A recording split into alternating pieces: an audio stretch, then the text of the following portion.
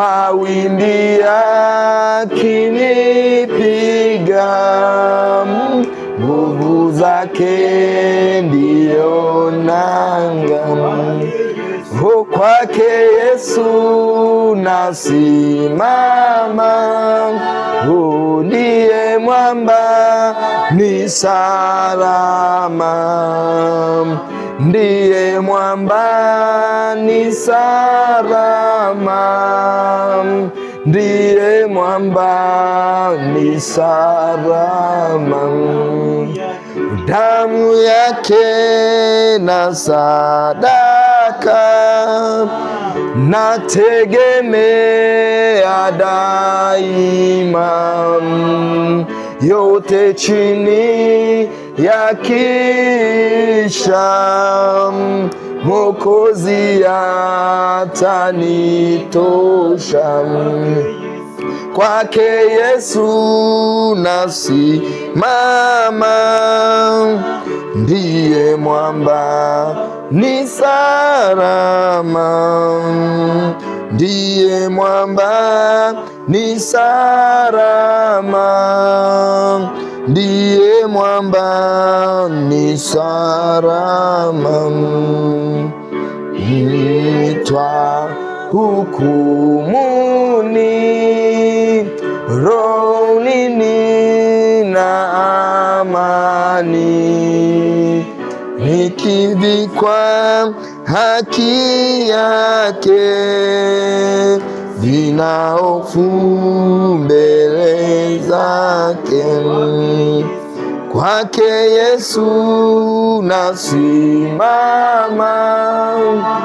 ndiye mwamba ni salama, ndiye mwamba ni salama, ndiye mwamba ni salama. Mungu uliye mtakatifu, Mungu uliye mwenye nguvu, kwako Yesu tunasimama, kwa kuwa wewe ndiye mwamba salama. Asante Baba kwa kutupa neema na kibali hiki cha kuwepo kwenye nyumba ya mtumishi wako, kuwa na ibada njema kama hii. Mungu uliye mtakatifu, kabla ya usiku kuingia, Mungu uliye wa thamani, Mungu uliye mwenye upendo, ni wewe uliyetuagiza tufanye yote, tutende yote, tusiiache ibada. Bwana, neema yako iliyokuwa juu yetu tangu tunaanza katuongoze saa hii tunapoenda kutafakari ujumbe wa neno lako. Utusaidie na kuwasaidia wote watakaoenda kututazama katika ibada hii nzuri, katika jina la Yesu. Nikikemea na kuondoa kila aina vizuizi na vikwazo vya kulifikisha kwa ubora na kwa makusudio ya kwako Bwana. Asante kwa sababu utakuwa pamoja nasi. Ni katika jina lako takatifu ninaomba na kuamini. Amen. Bwana Yesu asifiwe. Bwana Yesu asifiwe. Bwana asifiwe tena. Kile kitabu cha Mwanzo sura ya 2 mstari wa 4 na wa 5 ndicho kitatuongoza kwa tafakari ndogo ya ujumbe wa neno la Bwana kwenye ibada hii nzuri. Kitabu cha Mwanzo sura ya 2 mstari wa 4 na wa 5. Kuna kitu hapo tutakipata na tutapitia mifano kadhaa kwa dakika chache na tutakuwa tunamaliza. Bwana Yesu asifiwe. Mwanzo sura ya 2 mstari wa 4 na wa 5. Na mimi nitawatangulia kusoma. Biblia inasema hivi: hivyo ndivyo vizazi vya mbingu na nchi zilipoumbwa. Siku ile Bwana Mungu alipoziumba mbingu na nchi, hapakuwa na mche wa kondeni bado, wala mboga ya kondeni haijachipuka bado, kwa maana Bwana Mungu hajainyeshea nchi mvua, wala hapana mtu wa kuilima ardhi.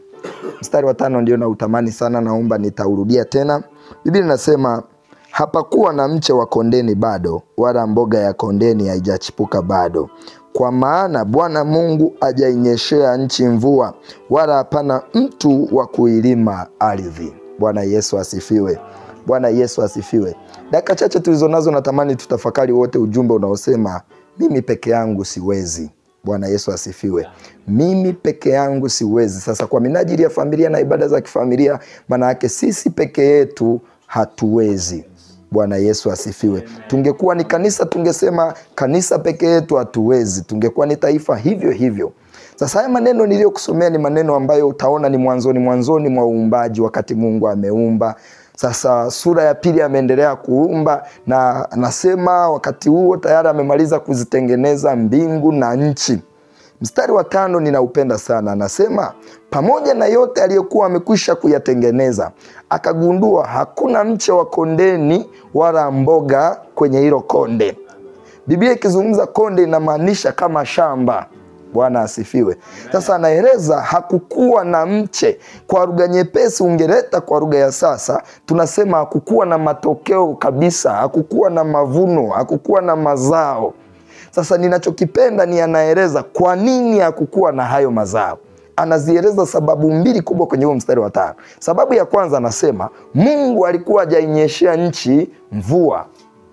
Nafikiri tuangalia hapo tutaona. Anasema Mungu alikuwa hajainyeshea nchi mvua. Sababu ya pili anasema hapakuwa na mtu wa kuilima ardhi.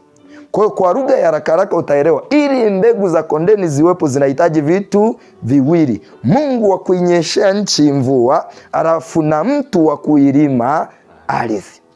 Bwana Yesu asifiwe. Na sasa mtu wa Mungu, hichi ndicho kinatafsiri utendaji wa Mungu kwenye dunia hii.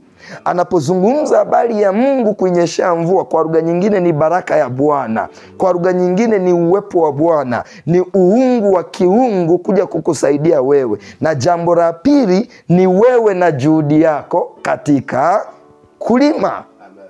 Bwana asifiwe. Sasa changamoto kubwa tulionayo leo ambayo adui ametusaidia, sijui ametusaidia, ametuharibia kabisa, ni pale ambapo amefanya tunachanganya hivi vitu viwili. Wako ambao wao wamechagua upande wa kuisubiri mvua ya Mungu, wakasahau upande wa wao kuilima ardhi. Wanaomba asubuhi, mchana na jioni, wanakesha ibadani, wanasahau upande wao wa kufanya. Na kuna wengine ambao wao wameacha kipande cha kufanya huko, wamerudi kwenye kuhangaika asubuhi, mchana na jioni, yuko bize, lakini habari ya kufikiri Mungu anahusika kwenye anachokifanya haipo. Bwana Yesu asifiwe. Lakini hapa anajaribu kutuonyesha mafanikio yoyote yanategemeana na vitu viwili. Pamoja na kwamba nitakuwepo na bidii zangu zote, bado bidii yangu haitanitosheleza kama nitakosa mvua itokayo kwa Mungu. Kwa lugha nyingine, ule upande wa Mungu wa baraka, nina uwezo wa kuyafanya yote ninayoweza kuyafanya. Kama Mungu hatakuwa amehusika, maana yake kazi yangu bado ni zero. Lakini pia nikienda kwa Mungu nikaacha kufanya, bado kazi yangu haina matokeo. Bwana asifiwe. Kwa lugha nyingine, neno hili linatukumbusha tunamhitaji Mungu kwenye kila tunachokifanya, hata tutake tusitake. Mimi kila nikitafakari ujumbe wakati mwingine nasikia kuogopa. Nimekuwa nikifikiri shuhuda juzi hapa, ni mwaka jana kama sio mwaka juzi, tumeona habari ya Kariakoo, tetemeko lililotokea likaharibu lile jengo lililotokea. Mimi ninachokiwaza, kuna watu walikuwa wamejitosheleza kwa mali, kuna watu walikuwa na majumba mazuri, wana kila kitu kizuri, lakini saa hiyo havikuwawezesha kuwazuia na msiba katika nyakati zile. Ana iPhone nzuri kabisa, ana Prado nzuri, ameiacha nje, lakini saa hiyo orofa iko juu yako. Yeye mwenyewe alikuwa anatutumia picha kwamba hali ni tete tulipo. Saa hiyo iPhone haikusaidii chochote, connection ulizonazo hazikusaidii chochote, ndugu ulionao, biashara kubwa ulizonazo hazikusaidii chochote. Bwana asifiwe. Bwana asifiwe. Bwana asifiwe. Nikiwa Singida, nipo hospitali, nakumbuka alitokea baba mmoja anaumwa. Yule baba kiukweli alikuwa na hela kweli. Unajua mtu mwenye hela anajulikana. Alipofika tu hospitali, kila mmoja, yani zile heka ni za kujua mwenye hela amefanya nini, amefika. Alipofika pale hospitali, kwa hiyo unajua mnashtuana, yani pale ukihudumia tu kidogo unaondoka na cha kwako. Lakini hali yake ilikuwa imekuwa mbaya kiasi ambacho ikaonekana na kuendelea kubaki hospitali ni kugumu, yani anaelekea kufa. Kwa karuhusiwa aende nyumbani. Sasa alipoenda nyumbani, tukaombwa baadhi ya vijana hospitali kuwa tunaenda kumhudumia nyumbani. Mimi nikapata hiyo bahati ya kwenda. Ulikuwa ukienda kumhudumia siku moja, unapewa 100,000 ndani ya siku moja. Hata kazi zenyewe sio kazi, unamsafisha, unamuandaa, yani hivyo tu. Lakini tunakumbuka wote kwamba hospitali huku tunajua hana siku 2 wala siku 3. Sasa kwa sababu mimi ni mtumishi wa Mungu, nilipogundua kuna 100,000, niliporudi nyumbani niliomba maombi huyu baba asife. Na kiukweli sikuomba kwa sababu ninampenda sana, lakini mimi nilisoma ramani naona haka nikafursa. Nikipiga mwezi kuna mahali nitasogea. Bwana asifiwe. Lakini kiukweli siku ya pili ya tatu alikufa. Kwa nilikula hela ya siku ya kwanza, ya pili, ya tatu hata sikuenda, maana ni msibani, sasa huwezi kwenda kudai hela yako. Lakini kilichonifikirisha ni kwamba pamoja na zile laki alizonazo zimeshindwa kumzuia yeye asife. Yaani sio kama tunaelewa. Yaani zile hela zote alizokuwa nazo bado hazikuzuia yeye asife. Maana yake nikaja kujifunza, wapendwa wa Mungu, akili zetu zinafika mwisho. Mawazo yetu yanafika mwisho, ujanja wetu unafika mwisho. Kunaye Mungu asiyefika mwisho tunamhitaji. Kuna Mungu asiyefika mwisho tunamtaka kwenye majukumu yetu. Bwana Yesu asifiwe. Ninapomaliza nikupe kisa hichi ambacho mimi huwa ni mpenzi wa story mbalimbali. Bwana asifiwe. Ninafahamu story moja ya mfalme mmoja aliyekuwa ni mfalme mkubwa sana. Alifanya mambo makubwa kiwango ambacho walimuita the great. Wengine walifika muda wakadiriki kumuita Mungu wa duniani kwa matendo makubwa aliyofanya. Ilipofika saa ya kufa kwake, pamoja na yote aliyoyafanya, akawaita wasaidizi akawaambia, ninapokufa naomba mambo matatu mnisaidie kufanya. Jambo la kwanza, naomba jeneza langu libebwe na madaktari. Wakashtuka. Watu wamezoea anaelekea kufa, maelekezo yake ni yale msinizike hapa, nani asije msibani. Lakini yeye sharti la kwanza akasema jeneza langu libebwe na madaktari. Jambo la pili akasema nimekusanya mali za kutosha. Kwa mtakapokuwa mmelibeba jeneza langu, hakikisheni huku mnadondosha dhahabu za kutosha na fedha. Yaani njiani mnapotembea mnadondoshea huku. Na mwisho kabisa akasema kwenye jeneza mikono yangu naomba muitoe nje ya jeneza mnaponizika. Watu wakasema mbona mahitaji ni ajabu. Wakamuomba tafsiri ya yale mahitaji. Na hii tafsiri sasa ndio natamani itusaidie watu wa Mungu. Jambo la kwanza akasema, nimewaomba mnisaidie madaktari wabebe jeneza langu ili watu wote wapate kujua kwamba pamoja na elimu yao, wao sio wanaoshikilia uhai. Uhai anao Mungu peke yake. Bwana asifiwe. Na akasema jambo la pili, nimeomba hela zidondoke ili watu wote wajue na hela zote nilizokuwa nazo hazijanisaidia mimi niendelee kuwa hai, nimekufa. Na mwisho akasema ninawawekea mikono wazi ili wale vijana na wengine wenye tamaa ya kutafuta hela wakumbuke tulikuja mikono mitupu, tutarudi mikono mitupu. Bwana asifiwe. Kwa ujumbe huu kukumbushe mtu wa Mungu, tunafanya na Mungu anatufanikisha kila kitu tunakifanya, lakini tusisahau kuna Mungu pia kwenye maisha yetu. Tunatakiwa tumpe asilimia za kutosha ili Mungu atufikishe anapotamani tufike.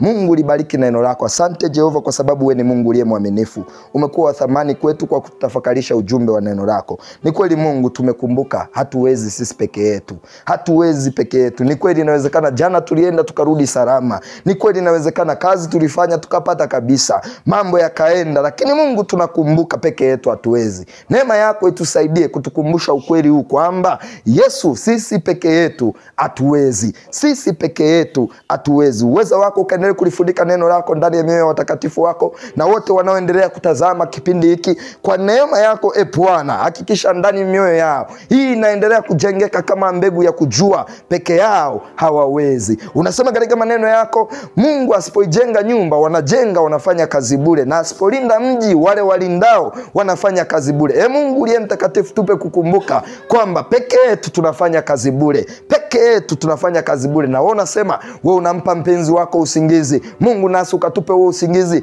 ukatupe mafanikio kutokea kwako katika jina la Yesu. Na neema yako ikawe pamoja nasi katika utumishi na yote katika jina lako ninaomba na kushukuru.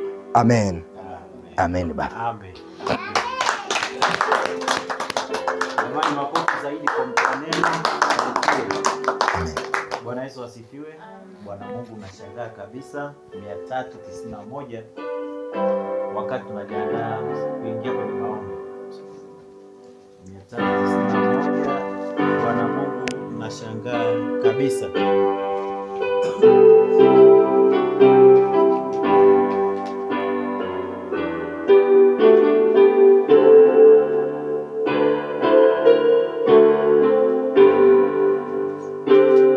Bwana mwingi nashangaa kabisa nikitazama kama vilivyo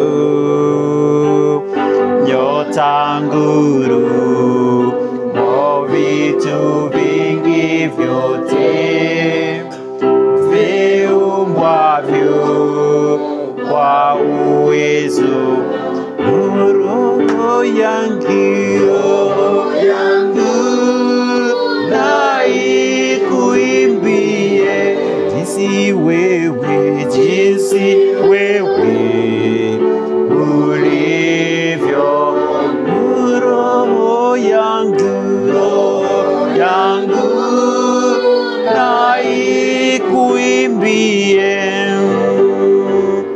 jinsi wewe ulivyo mkuu.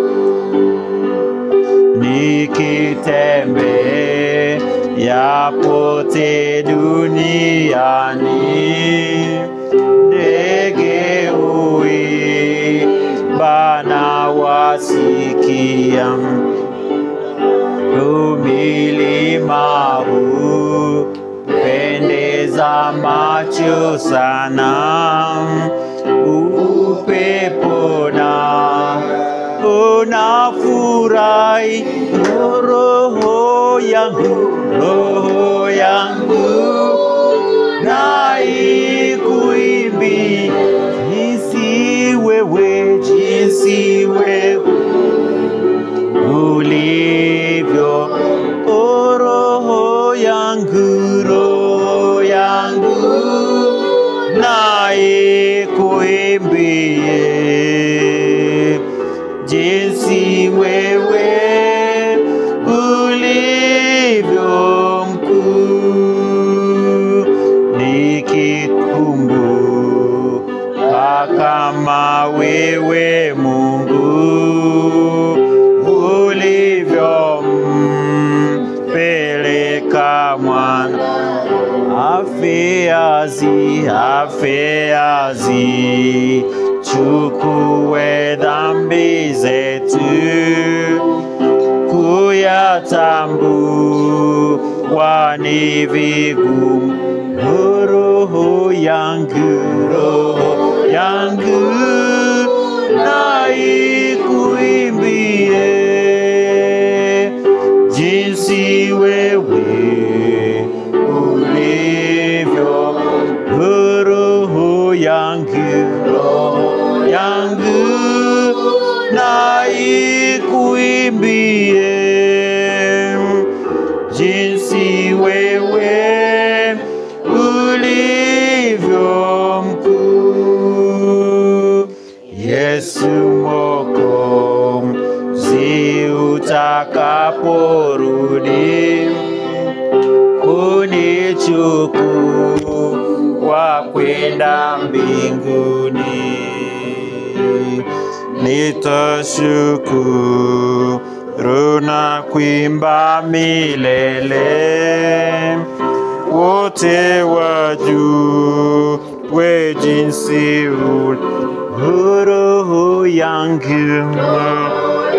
roho yangu na ikuimbie jinsi wewe ulivyo. Roho yangu na ikuimbie jinsi wewe ulivyo mkuu. Bwana Yesu asifiwe. Tunaenda kumshukuru Mungu kwa jinsi amekuwa nasi tangu asubuhi na sasa hivi tunaenda kulala. Hebu kila mmoja amshukuru Mungu. Shukuru Mungu, mwambie asante kwa ulinzi wake. Amekuwa nasi, tumetembea huku na huko, lakini tumeona mkono wa Mungu jinsi anavyotufunika. Ametufunika barabarani, makazini, kila eneo ametufunika. Kwa hiyo tunaenda kumshukuru kila mmoja. Hebu mshukuru Mungu kwa dakika 5 tulizonazo za maombi. Mwambie asante Mungu, asante kwa wema wako. Ndio maana tumeimba Bwana Mungu, nashangaa kabisa. Mshangae Mungu na kumshukuru kwamba amekulinda, amekuongoza, amekupa hata uhai ulio nao, na sasa unaenda kulala kitandani. Yeye ni mzee wa siku kwetu. Bwana Yesu asifiwe. Basi tuingie kwenye maombi ya shukrani na kumwambia Mungu asante. Mungu wa rehema na neema, mfalme wa ajabu, wewe uliye hai, tunakushukuru Bwana kwa ajili ya saa hii na wakati huu ambao Bwana wa majeshi umetupa kibali cha kuwepo katika nyumba hii, cha kuwepo katika eneo hili la maombi, kukushukuru kwa mengi Mungu uliotutendea. Wewe ni mzee wa siku zetu Bwana, unajua kuingia kwetu na kutoka kwetu. Umekuwa mwanzo, umekuwa na mwisho pia. Tunakuja mbele zako Bwana, sisi wakosaji, tumekukosea Mungu kwa mengi, lakini umetuhurumia. Neema yako imekuwa pamoja na sisi, nguvu zako zimekuwa na sisi, malaika wako wa ulinzi wamekuwa na sisi. Umetulinda Mungu, kuingia kwetu na kutoka kwetu Bwana umetulinda. Na sasa Bwana tunaenda kulala Mungu, hatuna mwingine wa kumlilia isipokuwa wewe, ni wewe. Umetufunika kwa damu yako ya mwana kondoo iliyomwagika pale msalabani. Mungu wa mtumainio Bwana ni kama mlima Sayuni ambao hautatikisika wakaa milele. Kama milima inavyozunguka Yerusalemu, ndivyo Bwana unavyozunguka watu wako tangu sasa na hata milele. Ndio maana Mungu kasema, njooni kwangu ninyi nyote msumbukao na wenye kulemewa na mizigo, nami nitawapumzisha. Tunakuja kwako Bwana usiku huu wa leo, tukikushukuru, tukirudisha sifa, heshima na utukufu kwako kwa mengi uliotutendea, kwa jinsi Mungu ulivyofungua milango ya baraka kwetu, ukafungua ule mlango wa kaskazini, kusini, mashariki na magharibi. Mungu tumekuona, asante Bwana. Na sasa mfalme, umetupa kibali Mungu cha kuwepo hapa. Ni kwa neema tu, ni wengi Bwana waliotarajia kuwepo sana wakati huu, lakini Bwana kwa namna moja au nyingine hawajafanikiwa. Sisi ni nani? Wewe ni Mungu kwetu, wewe ni mfalme kwetu, wewe ni mlinzi. Tunayainua macho yetu Bwana, tutazame milima. Msaada wetu utatoka wapi? Msaada wetu katika Bwana aliyezifanya mbingu na nchi. Mungu tunakulilia Bwana ukapate kutusaidia. Msaidie kila mmoja Bwana aliyeko mahali hapa, mdogo na mkubwa. Mfunike kwa damu yako. Ikikupendeza Bwana, tukuone tena kesho, siku nyingine ambayo utaifanya tuifurahie na kuishangilia, katika jina la Yesu Kristo, jina linalopita majina yote mbinguni na duniani. Amen. Bwana Yesu asifiwe. Hebu tuimbe ile 309 wakati tunahitimisha kipindi chetu. 309, karibu na wewe. 309.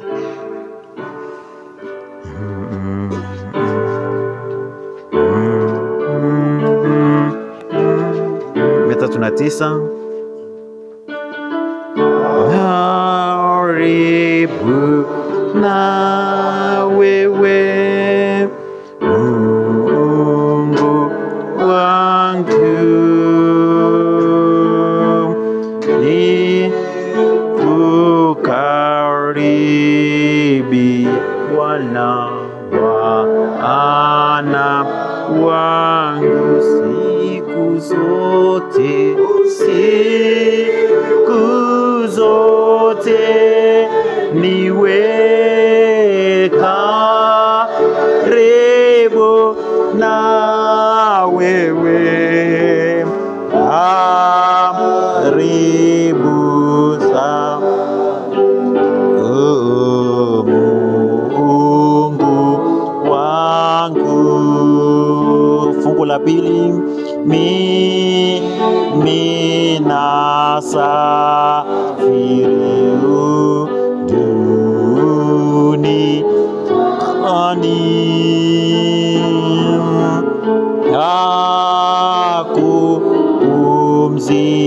kupumzikia sipasi ipaoni nilalapo,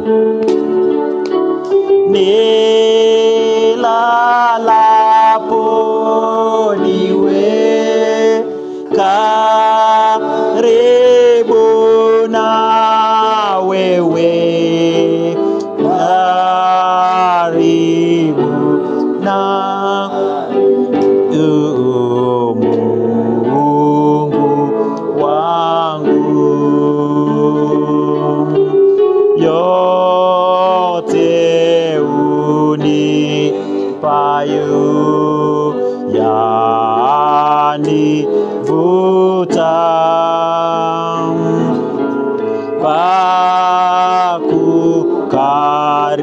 pakukaribia nitani nitapata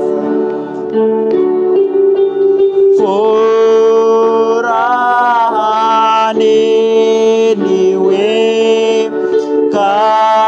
karibu na wewe, karibu zaidi, Mungu wangu, na kwangu zangu sitakwenda, sina la kufanya peke yangu,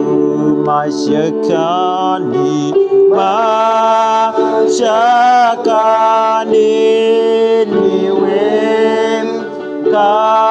karibu na wewe, karibu zaidi, Mungu wangu,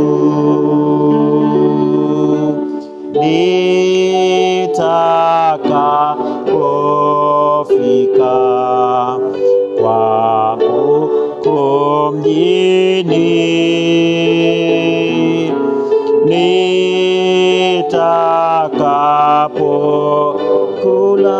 nitakapokula mkate wako kwa milele, kwa milele, niwe karibu na wewe, karibu kabisa, o Mungu wangu. Bwana Yesu asifiwe. Tumefika mwisho wa kipindi chetu, mwisho wa ibada ya jioni ya leo. Amen. Naitwa Ludovic Joseph Swai. Amen. Nashukuru kwanza watumishi kwa kuja kwenye boma letu. Amen. Sisi kama familia tunashukuru sana. Amen. Kuja kuchukua hichi kipindi, lengo likiwa ni kueneza habari njema za Yesu Kristo. Yes.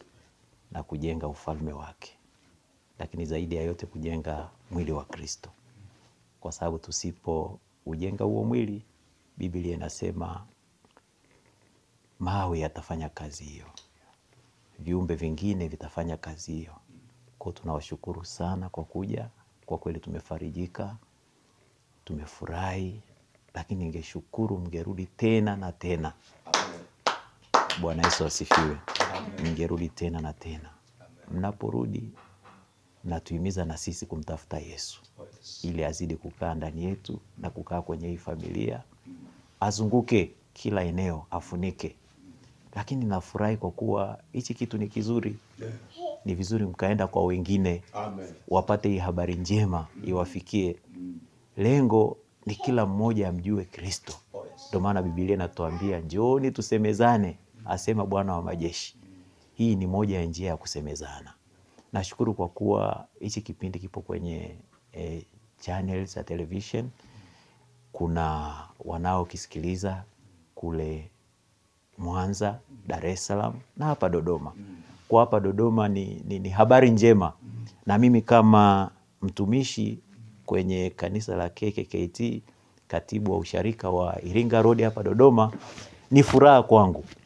Nafikiri hata washarika watakaoona kwamba kimerushwa kwenye nyumba ya kwangu, na wao watavutiwa kuwaiteni ninyi ili muwapelekee habari njema. Na mimi nawahimiza wakiona wawaalike. Amen.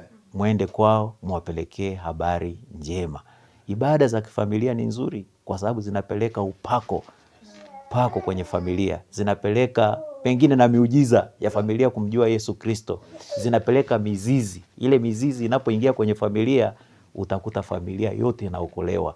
Hakuna ambaye ataacha kumtafuta Yesu Kristo, ambaye ni jemedari wa vita. Ni jemedari wa vita, ni mfalme wa wafalme, ni mwanzo wa vyote. Kwa hiyo nawashukuru sana, Mungu awabariki. Ikimpendeza Mungu, rudini tena ili tuweze kufanya ibada nzuri kama hii. Mungu awabariki sana. Asante.